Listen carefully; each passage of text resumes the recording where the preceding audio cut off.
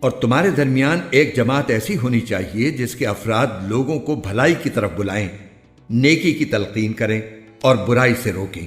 ایسے ہی لوگ ہیں جو فلاح پانے والے ہیں۔ اور ان لوگوں کی طرح نہ ہو جانا جن کے پاس کھلے کھلے دلائل آ چکے تھے، اس کے بعد بھی انہوں نے آپس میں پھوٹ ڈال لی اور اختلاف میں پڑ گئے۔ ایسے لوگوں کو سخت سزا ہوگی اس دن جب کچھ چہرے چمکتے ہوں گے اور کچھ چہرے سیاہ پڑ جائیں گے۔ چنانچہ جن لوگوں کے چہرے سیاہ پڑ جائیں گے ان سے کہا جائے گا کہ کیا تم نے اپنے ایمان کے بعد کفر اختیار کر لیا؟